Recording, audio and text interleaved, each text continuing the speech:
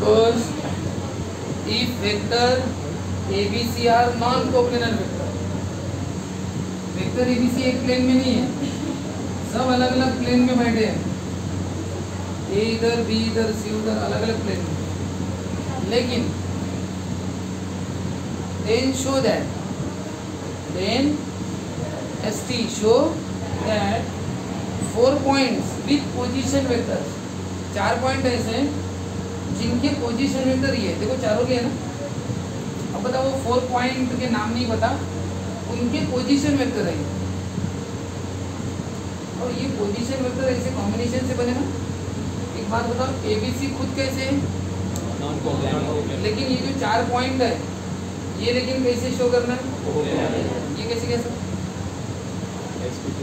देखो, जैसे आपको कोई 4 पॉइंट, एक बात बताओ, कोई भी वेक्टर है किससे बनता है, आईजे किससे। अब आप भी तो इन तीनों को कोप्लेनर बता चुके हो ना, कैसे बता चुके हो, उनका क्या बताया आपने, एसटीपी कितना किया, एसटीपी में आपने वैल्यू पुट की 2 1 -3 बराबर है, ऐसी वैल्यू पुट की और आपने आंसर कितना बताया 0, फिर आपने क्या लिखा ABCR क्या। तो एक बात बताओ, कोप्लेनर के लिए एसटीपी 0 बता, ठीक है सर वो तो बता देंगे, लेकिन ये तीनों अच्छी तरह से देखो, ये तीनों बने किससे है, देखो ये तीनों कोप्लेनर है, बोलो क्या कंसेप्ट है, ये तीनों कैसे हैं, एक ही प्लेन में, ये तीनों एक ही प्लेन में, लेकिन ये बने किससे, आईजे के, और आईजे के कैसे नॉन कोप्लेनर। आईजे के कहाँ पे रहता है, आई रहता है एक्स एक्सिस और मतलब आईजे के नॉन कोप्लेनर है ना, एक प्लेन में थोड़ी है तीनों एक्सिस अलग अलग प्लेन में है ना। ये एक्स और वाई ले लो तो ये जेड अलग नहीं होगा क्या, ये एक्स और वाई का प्लेन है तो जेड उसमें है क्या, नहीं है। ये वाई और जेड का प्लेन है तो एक्स उसमें नहीं आता, और ये अगर जेड और वाई का प्लेन है तो एक्स उसमें नहीं आता, ये अलग प्लेन हो गया ना, वो नहीं आता। कहने का मतलब ये खुद आईजे के कैसे है नॉन कोप्लेनर, तो बताओ नॉन कोप्लेनर से ही बना है, किससे बना है वो, बेसिकली सभी वेक्टर नॉन कोप्लेनर से ही बनते हैं, अलग अलग प्लेन में रहते हैं उनसे बनता है। ये भी तो वैसे बताओ, ये चारों वेक्टर किससे बने, ABC से, किससे बने, जैसे ये किससे बने आईजे के, तो आईजे के कैसे नॉन कोप्लेनर, ये भी किससे बने चारों ABC से, और ABC कैसे, उसमें टेंशन कौन सा रहना, इसको आईजे के जैसा समझो, क्या समझो, जैसे समझो कि 2i + j या i + 2j + k, ऐसा समझो। जैसे आईजे के नॉन कोप्लेनर वैसे ABC भी कैसे नॉन कोप्लेनर, बस इतना है, बाकी कुछ नहीं। तो फिर बताओ, अगर ये आईजे के में होता तो आप इसको अपने मन से नाम देते हो, let vector A vector B, अगर ये आईजे के में होता i + 2j + k तो हम उसको वेक्टर बी नाम देते, और ये पहले से ABC के नाम में तो इनको कुछ और नाम देना पड़ेगा, तो इनको अलग नाम देंगे, तो क्या करेंगे, जैसे 2a + b ये वेक्टर बी नाम दे देंगे, और इसको क्या नाम देंगे, Q, वेक्टर Q। इनको ABC नाम नहीं दे सकते ना अभी, वो ऑलरेडी वहाँ पे है ना वो, ठीक है वेक्टर यस।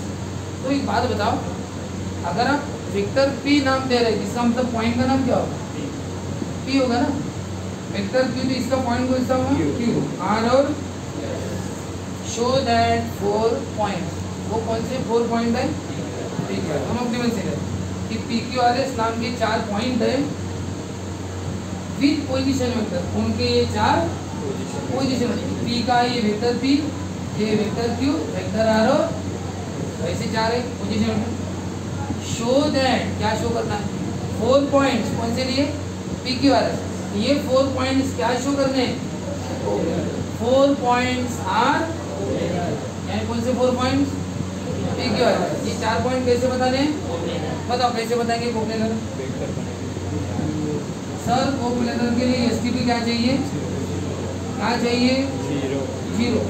एसटीपी किसका, सर एसटीपी में तो 3 वेक्टर रहते हैं, और ये कितने पॉइंट बताने हैं 4, तो कैसे करें, इसका प्रॉब्लम हुआ है ना, पी से कितने बनाएंगे? 3। कौन से? पी क्यू, पी आर और पी एस। और इनका क्या करेंगे? एस टी करते हैं डिटरमिनेंट से। एस टी करने के बाद उसका आंसर कितना आ गया? सपोज 0।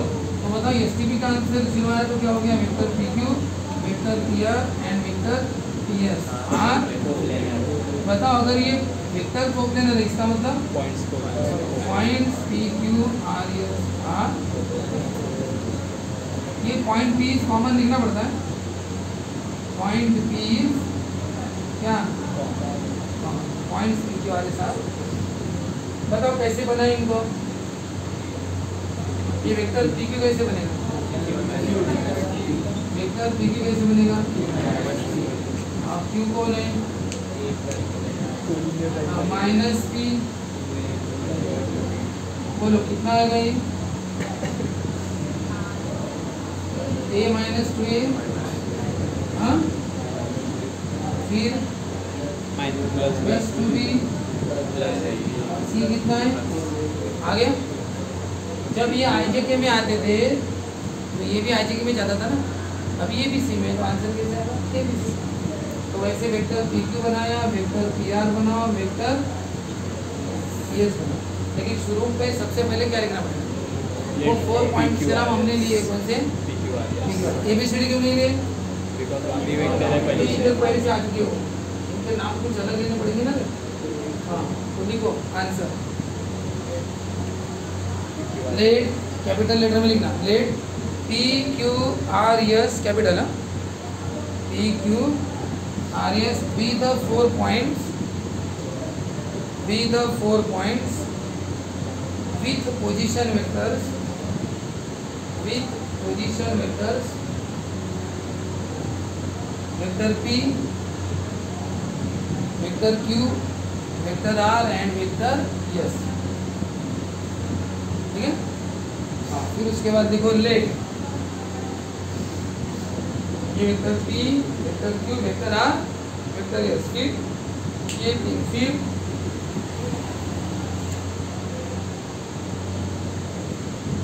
और ये 0 आना चाहिए। अभी वेक्टर पी आर बनाओ। कैसे बनाते हो तुम?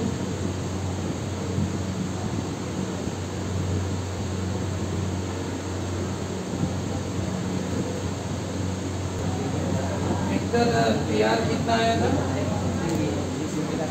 वेक्टर पी आर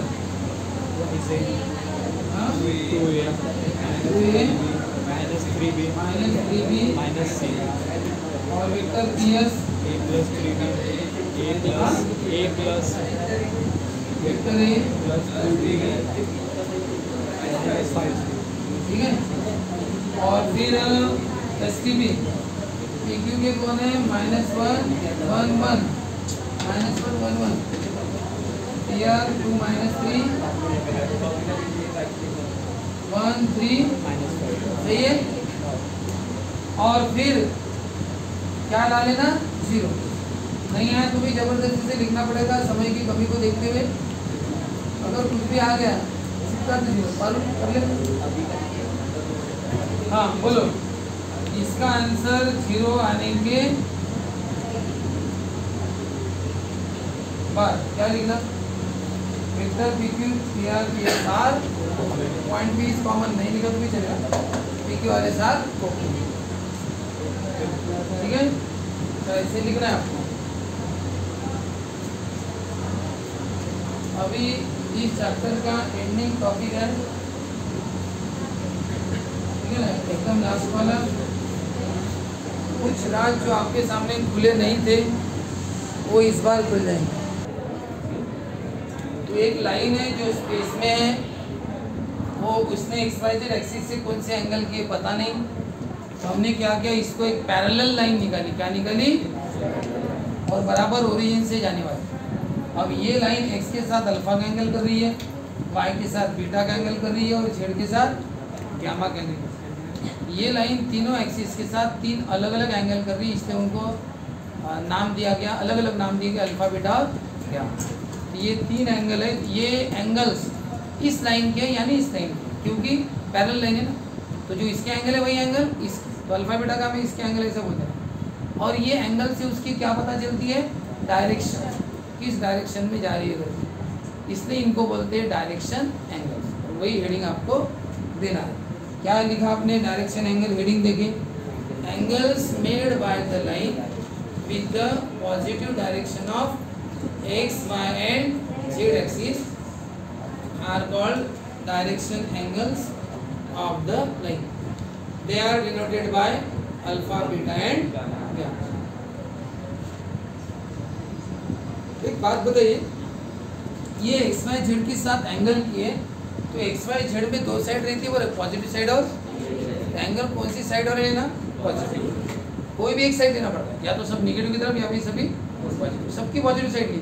ये आपके सामने जो एक्सिस दिख रहे हैं तीनों, ये एक्स बोल रहे हैं ना, ये वाई और ये जेड, ये कौन सी साइड है, पॉजिटिव। ओरिजिन से पॉजिटिव 1 2 3 4, पॉजिटिव 1 2 3 4, इधर 1 2 3 4। नेगेटिव साइड, इसकी नेगेटिव साइड उस हॉल में है, इसकी नेगेटिव साइड कहाँ पे, नीचे बेसमेंट में टॉयलेट के पास है, बाथरूम के पास। और इधर कौन सी पॉजिटिव, तो नेगेटिव जाएंगे उस घर में, किचन में, यहाँ से, ठीक है। तो पूरे नेगेटिव एरिया, हाँ, तो ये सब, ये हॉल कैसा है, पॉजिटिव, और बाकी सब नेगेटिव। तो ये हो गया अपना कार्यक्रम, शुरू करते हैं। दूसरा हेडिंग तो डायरेक्शन कोसाइन। अब हेडिंग क्या देना है, direction cosine.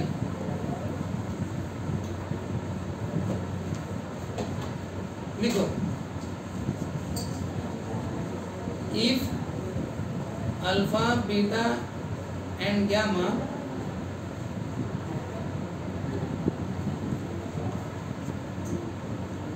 are the angles made by the line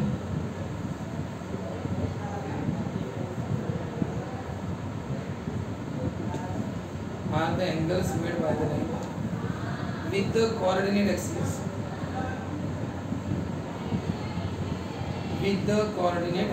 सही है ना जो लिखा आपने, मैंने कुछ गलत बता दिया और आपने लिख दिया। क्या लिखा, alpha beta gamma are the angles, बराबर एंगल से लेना है, मेड बाय द लाइन। किसने की एंगल, किसने की, लाइन ने, मेड बाय द लाइन लिखा है ना, सही है ना। तो किसके साथ की, कोऑर्डिनेट एक्सिस के साथ किया क्या, अरे एक्स वाई जेड एक्सिस के साथ किए ना, और आपने क्या लिखा, तो फिर गलत नहीं हुआ, गलत हुआ क्या, अरे एक्स वाई जेड एक्सिस को क्या बोलते हैं, ठीक है। देन कोऑर्डिनेट एक्सिस लिखने के बाद उसके बाद देखो, then cosine of these angles, COSINE, cosine of these angles, cos alpha, cos beta and cos gamma, cos alpha, cos beta and cos gamma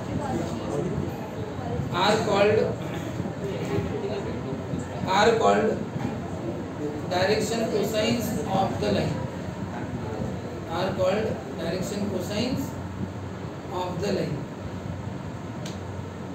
ठीक है लक्ष्मी, ठीक है ना। They are denoted by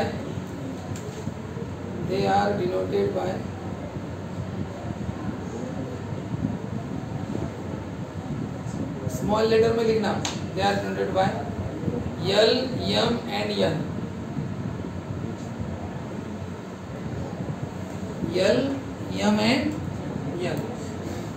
लिखो, therefore L equal to cos alpha, M equal to cos beta और N equal to cos gamma।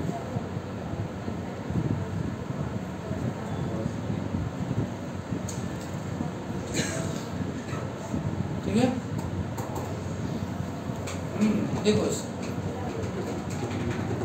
ये तो angle है किसी लाइन, मान के चलो कोई एक लाइन है जो तीनों एक्सिस के साथ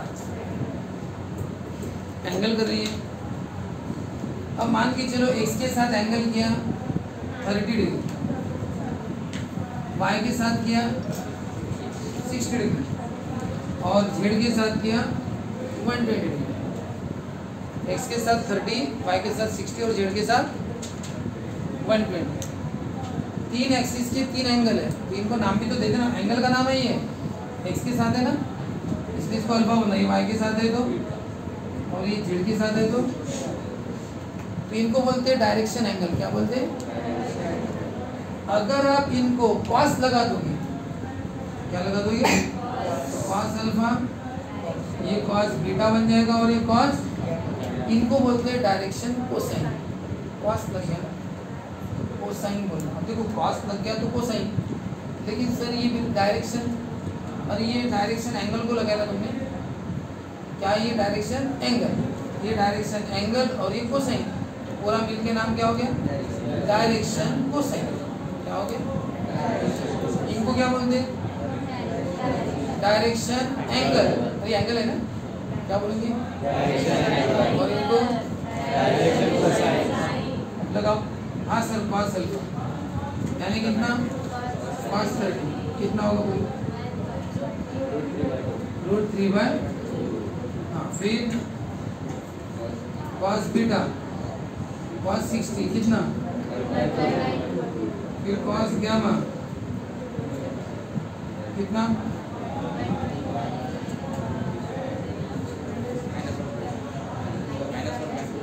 -1/2। हाँ,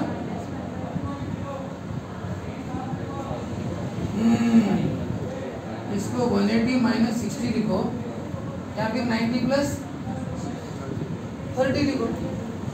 अब बोलो 180 यानी क्या होता है? पाई। पाई में ट्रिग्नोमेट्री कैसे रहती है? हाँ, एज इट इज ना। फिर पाई में trigonometry as it is, cos 60 answer. देखिए कौन सा क्वाड्रेंट है? पाई माइनस सेकंड में cos कैसा रहता है? कितना है? ठीक है, इसका 180 से डिफरेंस देख लेना, कभी भी 180 से डिफरेंस है, क्योंकि 180 में क्या होता है? ट्रिग्नोमेट्री 180 में ट्रिग्नोमेट्री चेंज, इसलिए 180 में देखो। 180 यानी पाई होता है ना, 180 यानी पाई, पाई में ट्रिग्नोमेट्री चेंज नहीं होती। तो फिर बताओ ट्रिग्नोमेट्री चेंज हुई क्या? नहीं। तो फिर 180 से कंपेयर करो ना। सर ये 180 से 60 की गैप है, कितनी गैप है? अरे 180 से कंपेयर किया तो 60 की गैप पड़ रही ना, तो cos 60 का आंसर लिख दो, सीधी सी बात है। इसका आंसर लिखना cos 60 का। हाँ, लेकिन अब 120 डिग्री आधा किधर है? सेकंड क्वाड्रेंट, सेकंड में cos कैसा रहता है? नेगेटिव, इसलिए क्या लगा देना? माइनस है। अगर आपको पूछा sin 150, 180 से कितने की गैप है? 30 की ना। sin 30 का आंसर लिखो ना, कितना होता है? 1/2। sin 30 का आंसर लिख दिया मैंने 1/2। लेकिन अब बताओ कौन से क्वाड्रेंट में? 150 डिग्री और सेकंड में साइन कैसा रहता है? Answer positive. और वही अगर cos 150 होता तो, अरे पहले गैप ढूंढो, 180 से कंपेयर करो ना, 30 डिग्री है ना। हाँ बताओ cos 30, cos 30 कौन से क्वाड्रेंट में? सेकंड में cos कैसा रहता है? क्या है? माइनस। tan 135 डिग्री, बोलो ढूंढो गैप कितनी की 180 के साथ? 45 की। तो tan 45 का आंसर लिख दो, कितना? 1। और ये कौन सा क्वाड्रेंट है? सेकंड में tan नेगेटिव ना। चलो ठीक है, हाँ कितना है आंसर? -1/2। बताओ एक बात, डायरेक्शन एंगल डिग्री में है ना, डायरेक्शन एंगल किस में रहेंगे? डिग्री में। और ये क्या है? Direction cosine. कॉस लग गया तो ट्रिग्नोमेट्री आ गई, तो आंसर नंबर में आएंगे। आंसर कैसे आएंगे? नंबर में। तो डायरेक्शन कोसाइन किस में? नंबर में। और डायरेक्शन एंगल क्या? अरे एंगल डिग्री में रहेंगे ना, और डायरेक्शन कोसाइन कॉस लग गया तो वही आंसर कैसे आएंगे? नंबर। ठीक है, क्या पता था आपको? Direction angle. आपने क्या निकाले? Direction cosine. इन्हीं को हम बोलते हैं यल, शॉर्टकट नाम भी इसका। cos अल्फा को यल बोलते हैं, cos बीटा को यम, cos गामा को यल। एलिमेंट की वैल्यू क्या होगी? √3/2, 1/2। ठीक है, ये लाइन है कि नहीं, ये इसी लाइन की है ना, अरे इसी लाइन के एंगल है ना, अरे इसी लाइन के एंगल है ना, x के साथ y के साथ, और तो इसी लाइन के डायरेक्शन कोसाइन हुए कि नहीं हो, और एंगल उसी के, तो डायरेक्शन कोसाइन किसके, एलिमेंट भी। अब बताओ ये बदलेगा क्या, लाइन फिक्स है, लाइन अगर हिलेगी डुलेगी नहीं जगह पर है, फिक्स है, एंगल फिक्स हो गया ना, फिर एंगल फिक्स हो गए तो cos अल्फा cos बीटा ये भी वैल्यू क्या होगी, फिक्स ना, यानी एलिमेंट फिक्स हो गए ना। अब इस लाइन पर मैं कितने भी वेक्टर निकालूं, सबका एक ज रहेगा ना, भी सबका क्या एक ज रहेगा, एंगल। इस पर जितने भी वेक्टर है सबका एंगल सेम होगा ना, ये तीनों एंगल क्या होंगे, सेम, यानी इन तीनों का जितने भी वेक्टर है सबका क्या सेम होगा, cos अल्फा cos बीटा, यानी इसमें जितने भी वेक्टर है इस लाइन पर सबका एलिमेंट सेम होगा ना, यानी एक ज एलिमेंट होगा ना सबके लिए। अब आप बताओ एक लाइन पर एक ज क्या रहता है, जो सबके लिए रहता है, यूनिट वेक्टर रहता है। इसका मतलब ये यूनिट वेक्टर के कोएफिशिएंट, यानी अगर मैं इस पर कोई यूनिट वेक्टर निकाल दूं कोई भी, तो वो कौन सा होगा पता है, वो ही है कितना, √3/2 i 1/2 j -1/2 k। तो ये जो यूनिट वेक्टर है उस लाइन में एक ज रहता है, क्यों एक ज रहता है वो कारण आज आपको और डिटेल में पता चला। उस समय बताया था कि कितने भी वेक्टर है सबका यूनिट पार्ट एक होता है, आज उसका दूसरा रीजन पता चला कि यूनिट वेक्टर बनता किससे, एलिमेंट्स, और किसी भी लाइन का एलिमेंट एक ज रहेगा, वो नहीं बदलेगा। क्यों, अरे लाइन पर कितने भी वेक्टर निकालो लाइन का एंगल तो फिक्स हो गया ना, तो इन सभी वेक्टर का एंगल वही होगा ना, और अगर एंगल वही है, एंगल का सेट फिक्स है, तो cos alpha cos beta cos में फिक्स है, वो एक ज सेट रहेगा पूरा सबके लिए, यानी एलिमेंट क्या हो गया, फिक्स, एक ज, एलिमेंट बदलेंगे नहीं, वेक्टर का एलिमेंट नहीं बदलेगा, वेक्टर भी सबके लिए वो एलिमेंट वही रहेगा। तो ऐसा कौन रहता है, वो सबके लिए सेम रहता है, यूनिट वेक्टर, वो यूनिट वेक्टर रहता है। यानी ये जो तुम्हें दिखेंगे ना तीनों, वो किसमें दिखेंगे, यूनिट वेक्टर। यानी यूनिट वेक्टर में जब भी तुम्हें कोएफिशिएंट दिखते हैं, क्या दिखते हैं, कोएफिशिएंट।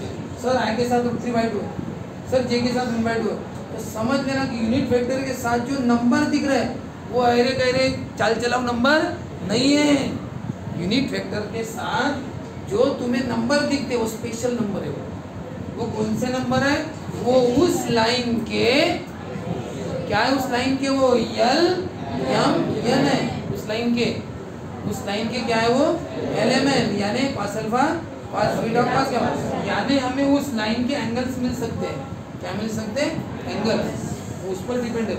तो ऐसे ही कोई वेक्टर बनते नहीं है, बताओ एंगल्स का कितना रोल है वहाँ पे। अब बताओ अगर ये बदल गया, थोड़ी भी लाइन बदल गई तो क्या हो जाएगा, एंगल बदल जाएंगे, एंगल बदल जाएंगे तो उसका क्या, अल्फा बीटा गामा बदल गया, तो क्या बदल जाएगा, cos alpha cos beta cos gamma की वैल्यू कुछ अलग आएंगी, यानी एलिमेंट बदल जाएगा, एलिमेंट बदल गया यानी क्या बदल गया, यूनिट वेक्टर बदल गया। तो एक लाइन पर कितने यूनिट वेक्टर बनेंगे, कितने, एक ज, लाइन बदल गई उस पर एक, इस लाइन पर एक, इस लाइन पर एक, सब लाइन पर एक ज यूनिट वेक्टर रहेगा। क्यों, क्योंकि इसमें यूनिक वैल्यूज रहती है, कौन सी, ये वाली। लिखो डायरेक्शन एंगल, ये लिखना, ये नहीं लिखा हमने, ये लिखा क्या, लिखा ना, अब लिखो, अरे ये लिखा क्या, L = cos अल्फा, ये लिखा ना, हो गया ना, अभी लिखो नेक्स्ट। हाँ लिखो एग्जांपल, लेट ए लाइन L makes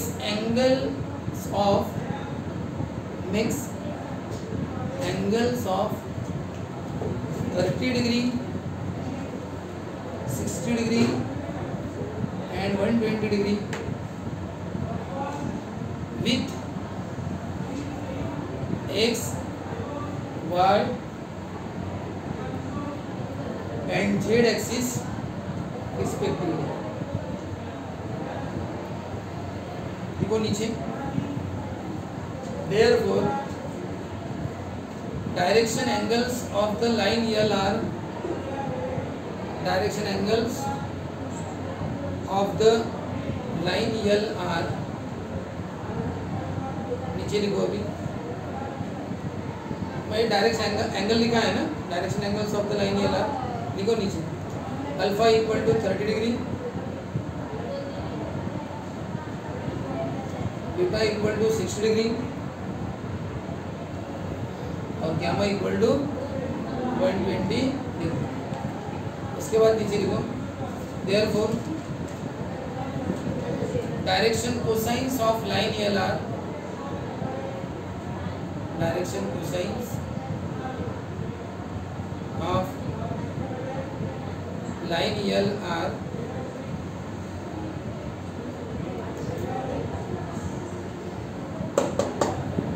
ये लिखो पूरा।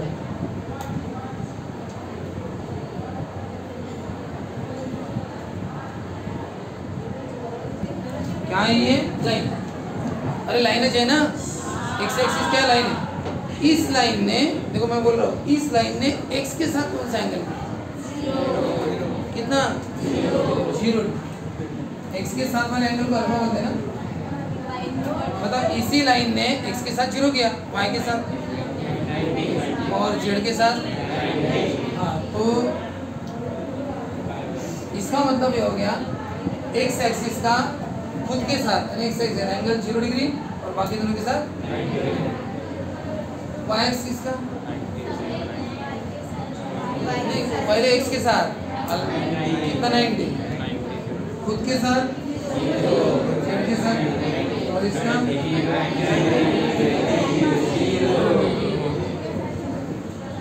खुद के साथ तो 0 ना। हाँ बताओ, चलो इस लाइन पर फोकस करो। एक्स एक्सिस खुद के साथ अल्फा 0, बीटा 90 और गामा भी 90। अब बोलो एंगल्स अगर मिल गए उनको कॉस लगा दो, आंसर उन नंबर में आएगा। कैसे आएगा? नंबर। ये डिग्री में है ना, क्योंकि डायरेक्शन एंगल है तो डिग्री में, अब उनका डायरेक्शन कोसाइन है वो नंबर में आएगी। बोलो कॉस अल्फा कितना है? कॉस 0 कितना होता है? तो पहला डायरेक्शन कोसाइन 1 है। हाँ, कॉस बीटा कितना है? कॉस 90 माइनस 1 क्या होता है? 0। और ये तो बताओ एक्स एक्सिस के डायरेक्शन कोसाइन कौन से? 1 0 0। अभी जो आपने प्रॉब्लम किया लाइन यल थे ना नाम, बताओ लाइन यल के डायरेक्शन कोसाइन क्या थे? लास्ट वाला सेंटेंस में direction cosine of line L R √3/2 है, वैसा ही सेंटेंस है ये। Direction cosine of X axis are 1 0 0। बोलो इसका cos 90 cos 0 cos 90 cos 90 cos 90 और cos 0 1। ठीक है, अब अच्छी तरह से देखो, बताओ एक्स एक्सिस के क्या है? 1। बताओ वाई एक्सिस के क्या है? 0 1 और जेड एक्सिस के तो भी पढ़े थे क्या? क्या मैट्रिक्स? कौन सा? Identity function. कौन सा फंक्शन? गौरवी तू क्या, तू बाहर गाँव गई थी, बता रही क्या उसको? हाँ, क्या क्या किया तूने उधर था? हाँ बोले। हाँ, एक्स एक्सिस वाई एक्सिस और जेड एक्सिस तीनों एक्सिस के डायरेक्ट, बताओ एक्स एक्सिस के डायरेक्शन कोसाइन क्या है? 1 0 0। वाई एक्सिस के 0 1 0। ये क्या 0 0 क्या है? Direction cosine. ऊपर हेडिंग देना पड़ेगा यल यम। और जेड एक्सिस के डायरेक्शन कोसाइन क्या है? 0 0 1। X axis 1 0 0, Y axis 0 0, axis 0 1। याद रहेगा, एमसीक्यू में आ सकता है। Direction cosine of Z axis are, 4 option दे देंगे, तो क्या लिखना? 0 0 1। ठीक है,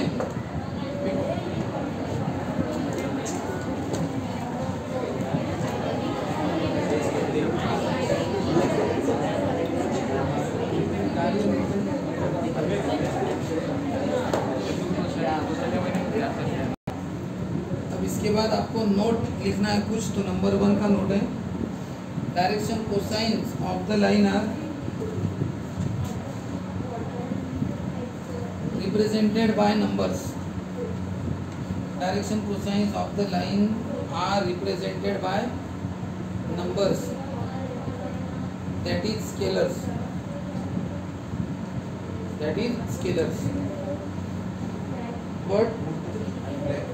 But direction angles are in degrees. Direction angles are in degrees. Number 2,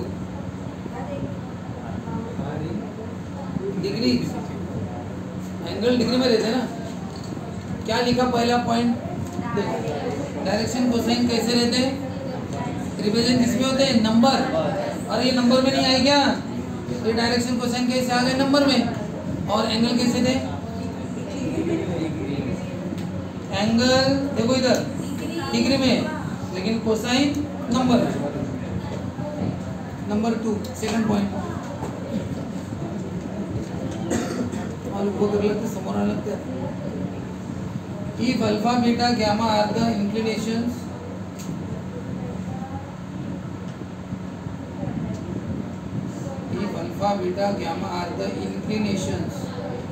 of a line, inclinations inclinations of the line, bracket में लिखो, उसके बाद ब्रैकेट में लिखो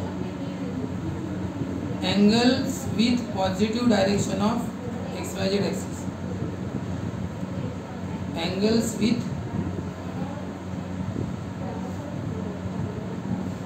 positive direction of xyz axis, bracket close. क्या लिखा आपने, ये alpha beta gamma are the inclinations of a line. ये जो इंक्लिनेशन वर्ड है ना, इंक्लिनेशन एक शॉर्टकट वर्ड है। इंक्लिनेशन का मतलब एंगल्स किसके साथ किए, एक्स वाई जेड एक्सिस, ठीक है ना। तो देन लिखा, अब देन के बाद लिखो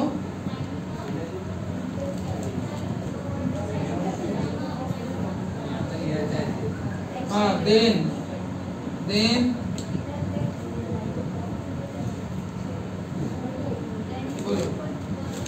अगर ये तीनों एंगल लाइन ने किए किसके साथ, एक्स वाई जेड एक्सिस के साथ, तो इसका मतलब ये तीनों एंगल की रेंज क्या होंगी, 0 डिग्री से 180 डिग्री तक, 0 डिग्री से 180 तक। यानी अभी देखा ना 0 90, यानी कोई लाइन एक्स के साथ 0 का भी एंगल कर सकती है, 180 डिग्री तक एंगल कर सकती है बस, ठीक है। Number 3, parallel lines have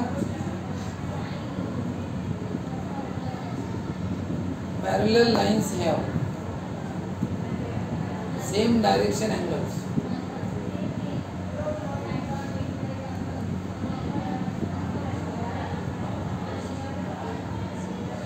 Parallel lines have same direction angles and therefore same direction cosines,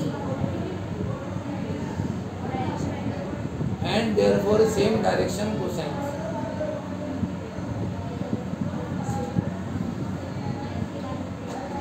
क्या कहा इस पॉइंट में आपसे, आप इससे सहमत हो क्या, आप इससे एग्री हो गया, नहीं प्रणाली एग्री नहीं, क्यों, वैष्णवी ने एक्सप्रेशन दिया क्या, क्योंकि बोलते लाइंस खाना खाने जा रही है, ये खाना खाने जा रही है और ये घर में बैठी है, ये एक्सप्लेनेशन सही है, बोलो संकेत। हाँ, पैरेलल लाइंस के डायरेक्शन एंगल और डायरेक्शन कोसाइन सेम रहते बोलते, सहमत हो, कैसे क्या रियान,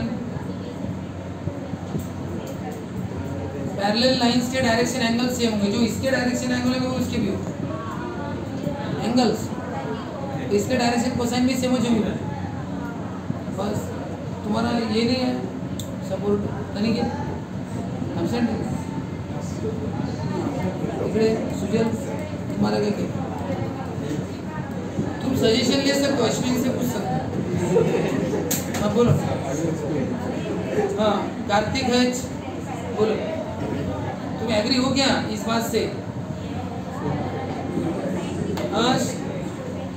तुम इस बात से एग्री हो क्या कि दाढ़ी ज्यादा होने पर उसमें भी चूहे हो सकती है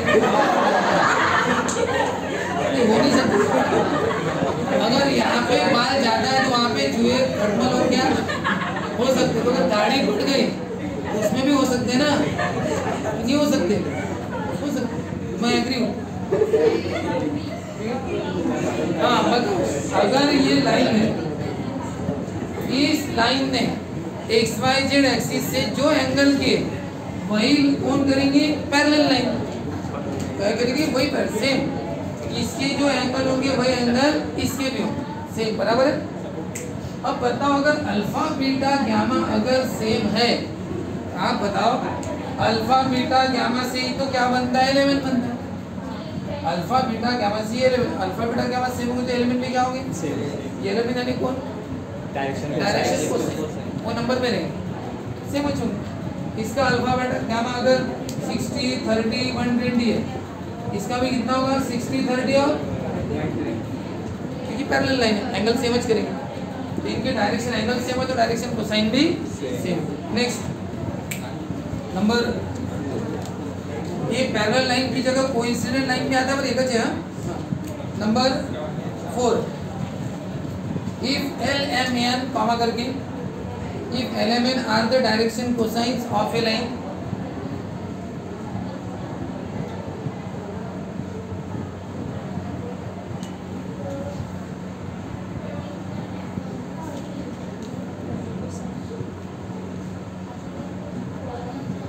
if LMN are the direction cosines of a line then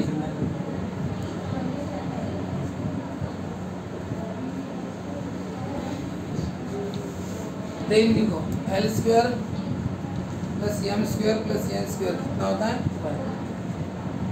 ये मैंने cos अल्फा ये मैंने और ये मैंने अगर एलिमेंट क्या है किसी लाइन के डायरेक्शन कोसाइन क्या है डायरेक्शन तो उनमें एक रिलेशन रहता है तीनों का अगर स्क्वायर करोगे और सम करोगे तो कितना आएगा 1 क्या काम है तीनों का स्क्वायर और सम कितना आएगा L square plus M square plus N square कितना 1 यानी cos square alpha plus cos square beta plus cos square gamma equal to ये फार्मूला याद रखना MCQ के लिए आता है ये इतना आएगा इक्वल टू करके चार ऑप्शन 1 -1 0 -0 -0 भी ऑप्शन रहेगा क्या नहीं बोलो क्या ऑप्शन सही है 1 cos square alpha cos square beta plus cos square gamma कितना होता है ठीक है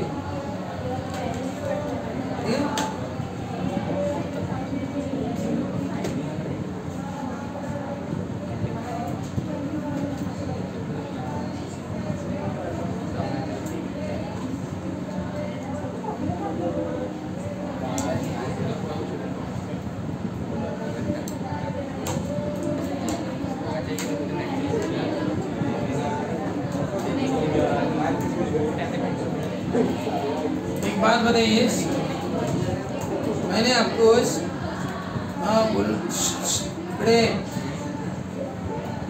मैंने आपको 3 नंबर दिए 1/2 1 और 1/4 आपको पूछ रहा हूँ ये 3 नंबर किसी लाइन के कोई भी लाइन उसके डायरेक्शन कोसाइन है क्या यानी ये 3 नंबर किसी लाइन के एलिमेंट है क्या यानी डायरेक्शन कोसाइन है क्या ये कैसे प्रूव करो है क्या नहीं ये 3 नंबर किसी भी लाइन के डायरेक्शन कोसाइन हो सकते हैं क्या तो क्या करके देखेंगे तीनों का स्क्वायर करेंगे और क्या करेंगे सम भी करेंगे और अगर 1 आया तो बोलेंगे हाँ सर ये किसी ना किसी लाइन के एलिमेंट है और 1 नहीं है, 10 पे जाके तो अरे नहीं, ये एलिमेंट किसी भी लाइन की नहीं, ठीक है ऐसा। तो अब एक्चुअली प्रैक्टिकली करके बताते हैं। हाँ, प्रैक्टिकल का समय आ चुका है ना। चलो देखो अभी ये है आपके सामने अभी x, y और z एक्स, ठीक है, ये ओरिजिन। अब ये एक लाइन है। हाँ, अब इस लाइन पर है vector a, vector b, vector c, कोई आने वाला कोई जाने वाला, कैसे भी इतने सारे वेक्टर हैं। हम एक एज्यूम करते हैं, लेट वेक्टर a कुछ भी ले लो, 3i minus 2j plus k, कुछ भी लेना है ना, मैंने ले लिया अपने बच्चे वेक्टर। अब आप बताओ वेक्टर ए उस लाइन पर है, तो वेक्टर ए से पास होने वाला यूनिट वेक्टर निकालना है। क्या निकालना है? ये है ए क्या मैंने क्या यूनिट वेक्टर। बताओ यूनिट वेक्टर कैसे निकालना है? ए क्या is the unit vector along vector A, along vector A, उसके ऊपर से जा रहे हैं। हाँ, तो बोलो यूनिट वेक्टर का फॉर्मूला क्या है? वेक्टर अपॉन इट्स, तो वेक्टर तो सर रेडी है अपने पास, 3i माइनस 2j है ना, सब इसका मैग्नीट्यूड तो निकाला है। अब तुम निकालना, तो तुमने मना किसने किया था? तुमने नहीं निकाला। चलो निकालो मैग्नीट्यूड कितना है, बोलो शिव। मैग्नीट्यूड निकालने जा रहे हैं शिव। हाँ, 3 स्क्वायर माइनस 2 स्क्वायर 1 स्क्वायर कितना है? यानी आ गया। अब आपको वेक्टर ए पता है उस लाइन पर है और उसका मैग्नीट्यूड मिल गया, मैग्नीट्यूड उसकी लेंथ मिल गई। लेंथ कितनी है? √14, यानी 3.25 सेंटीमीटर का, 3 सेंटीमीटर से थोड़ा ज़्यादा, लेकिन 4 सेंटीमीटर भी नहीं है, ठीक है। ये उसकी लेंथ हो गई। अब आप बताओ उसी पर से जाने वाला यूनिट वेक्टर, क्या फॉर्मूला यूनिट वेक्टर का? वेक्टर अपॉन इट्स, वेक्टर तो निकाल सब, मैग्नीट्यूड कितना है? ये क्या है? यूनिट वेक्टर है ना, बोलो करे। हाँ, अब मैं इसको सेपरेट करूँ, डिनोमिनेटर सेपरेट कर सकते हैं कब? अगर प्लस माइनस रहा तो। ये प्लस माइनस है ना, तो सबको √14 लगा दिया, तुम्हें क्या मिल गया? यूनिट वेक्टर मिल गया ना। अब मैंने थोड़ी देर पहले क्या बोला था कि यूनिट वेक्टर में ही कौन रहता है? L, M, N। अब इसमें जो नंबर दिख रही है 11, यानी ये इस लाइन के, ये जो लाइन है इनकी बड़ी, इस लाइन के क्या है वो? Direction cosine L, M, N। सही में चेक करो, बताओ अगर 11 है तो फॉर्मूला क्या है? L square M square N square कितना आना चाहिए? L कितना है? L है ना, क्या करो उसका? M कौन है? M स्क्वायर, फिर N, L square plus M square plus N, 3 का स्क्वायर √14 का -2 का स्क्वायर और 1 का। डिनोमिनेटर कैसा है? सेम, तो 9 प्लस 14 बाय कितना हो गया? यानी L square plus M square plus N square कितना होता है? यानी ये सही में क्या है? एलिमेंट किसके? L, M, N किसके रहते? लाइन के। वेक्टर ए के भी बोल सकते हो, लेकिन किसके बोलो? लाइन, वो जो लाइन है ना उसके एलिमेंट। तो पहले आप सिर्फ इतना लिखो, यहाँ तक करो, उसके बाद बताओ।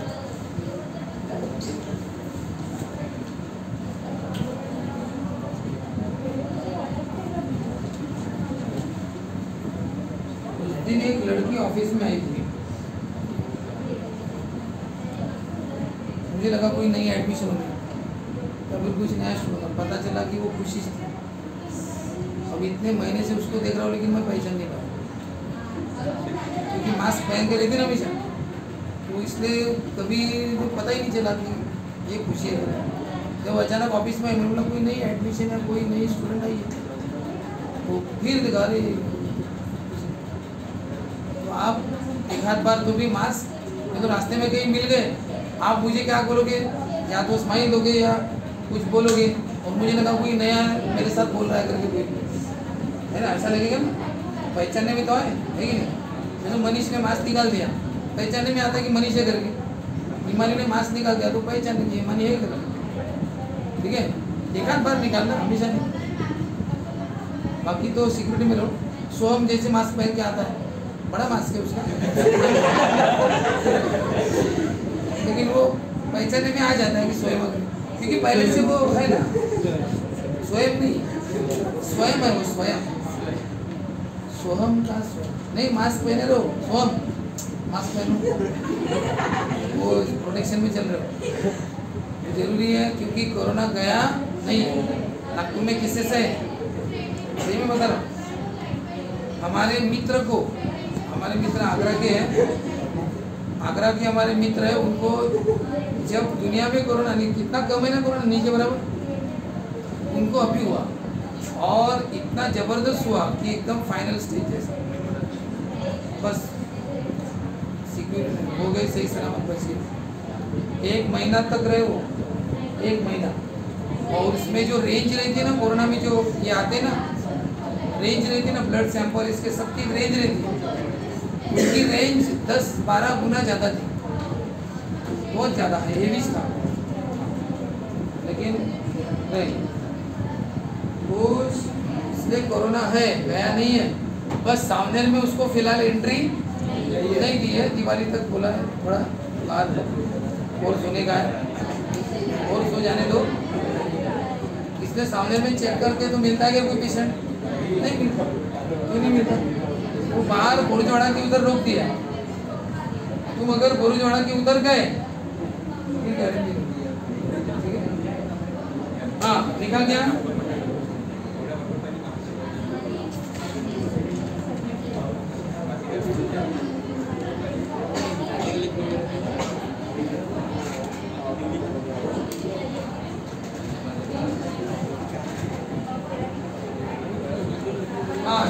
इतना लिखा, इसके बाद ये बॉक्स लिखना है, इसके बाद ये बॉक्स लिखना, ठीक है, ठीक है। प्रज्ञा, प्रज्ञा फार चांगली,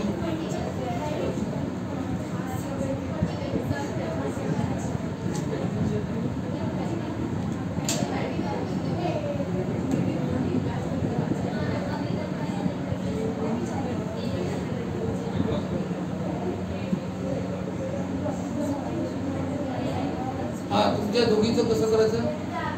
शृंगाली आणि ईशा एकदा तर दोघी येते ना, तर दोघी काय म्हणाल? मी काय सांगणार, मी येतात तर दोघी येतात, नाही तर दोघी काय म्हणाल? आणि कधी कधी तर ही आली एकदम, या कुठून आली, तुम्ही प्लॅनिंग करता का किंवा दोघी मिळून जाऊ, नाही तर दोघी घरी करून ऑनलाईन करू, हां दोघी येत जा रेग्युलर। काय ईशा, शृंगालीचं ऐकत जा, रेग्युलर येत जा। हाँ ये लिखा गया। अब इसके आगे ये लिखाऊंगा, इसके आगे लिखो direction cosines of the line,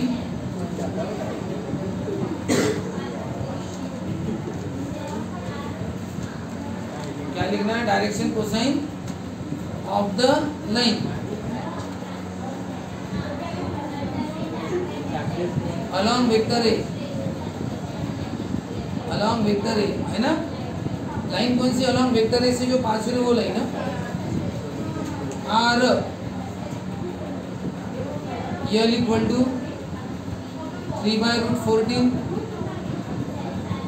Yama equal to -2/√14, n equal to 1/√14। सही है? क्या लिखा सेंटेंस पढ़ो एक बार। Direction cosines of the line along vector, ये वेक्टर ए का ही था ना, बताओ बरं कौन था है वेक्टर ए, उसी पर से पास होने वाला कौन सा निकाला? Unit vector. तब बताओ यूनिट वेक्टर मिल गया ना, कौन सा? वेक्टर ए से पास, उसी लाइन से पास होने वाला ना, तो बताओ क्या मिल गया आपको? यूनिट वेक्टर ना। तो फिर यूनिट वेक्टर में क्या दिख रहा है तुम्हें? सर ये तो नंबर दिख रहा है, वही 11 है, वही कौन है? हाँ किसके? ये 11 है, लेकिन किसके? वो 11 है लाइन के, वो उस लाइन पर जिस पर है ना, उस लाइन यूनिट वेक्टर, ठीक है। हाँ चेकिंग करना है, लिखो यहाँ पे ऐसा हेडिंग दो, चेकिंग वेरिफिकेशन, हेडिंग दो यहाँ पे, क्या हेडिंग दो? वेरिफिकेशन, ऐसा हेडिंग दो और ये सब वैल्यू पुट करो इक्वल टू कितना? 1। हेडिंग तो वेरिफिकेशन, जांच पड़ताल चालू है, CBI inquiry, verification, L square value put करो इक्वल टू कितना? 1। आकाश तू आज गया नहीं? तू हर बैच में जाता है, ऐसी कोई आज तक बैच नहीं हुई जिस बैच में तू गया नहीं। आज आकाश गया नहीं, आज आकाश ने पानी नहीं पिया, एक राज खुल रहा है, इसका मतलब पानी पीने पर ही हो सकता है। हाँ देखा गया, ये हो गया इक्वल टू 1।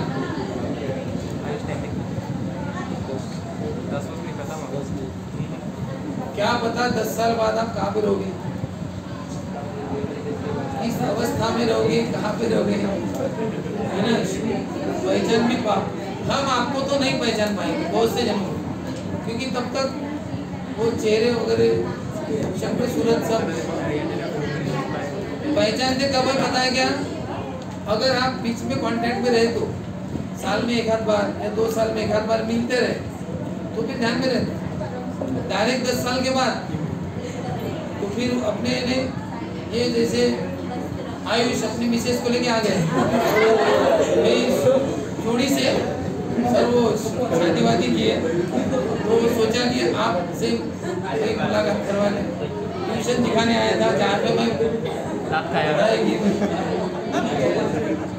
और इंग्लिश से कोई अपने हस्बैंड को लेके आएंगे, हाँ बच्चे को 2-4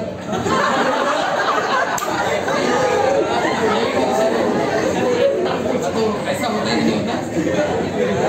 अरे तो ऐसा हुआ है ना, ट्यूशन में ऐसा ही तो हुआ है। अरे मेरी पुरानी स्टूडेंट अपने 2-4-5 बच्चों के लेके ट्यूशन आई और यही सर यही ट्यूशन है यहाँ पे, ठीक है। तो लेकिन ऐसे बहुत से स्टूडेंट हैं, बहुत से 90% स्टूडेंट से मुलाकात नहीं, यानी एक बार गए 90%, 10% से समझो कि इतने साल में कभी ना कभी मुलाकात हो जाती है 90%, क्योंकि वो एरिया छोड़कर गए बोलो या सेटल हो गए। एक आध बहुत समय बाद कभी कभी इधर नागपुर में या सावनेर में बहुत साल बाद कोई ऐसा दिखता, सर पहचाना क्या?